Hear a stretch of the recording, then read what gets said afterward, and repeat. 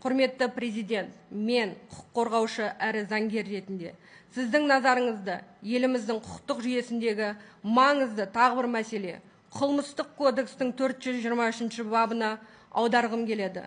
Бұл баптың мақсаты сотқа дейінгі тергеу мен жабық сот отырыстарының құпиялығын сақтау. Алайда оның қазіргі қолданылуы адвокаттар мен құқық қорғаушылар үшін үлкен кедергілер тудырып отыр. Жұмысына едеуір шектеу келтіріп отыр. Осы мәселені менің әріптесім белгілі адвокат Айман Омарова да көтеріп жүр. Көп жағдайда мұндай мәліметтерді жариялау, әділетсіздікті әшкерелеу, заңсыздықтарды дер кезінде тоқтату, сыбайластық пен жемқорлықтың табырына балта шабу мақсатында жасалады.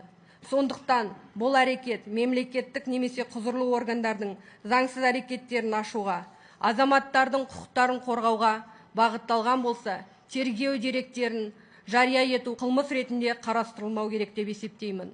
Құрметті президент, жоғарыда тізбектеп шыққан адам құқықтарына қатысты ең өзекті ұсыныстарым сіздің тарапыңыздан қолдау тауып, қолданысқа енгізілсе, құқықтық мемлекетіміздің жүйенің жаңалануына ықпал етер еді.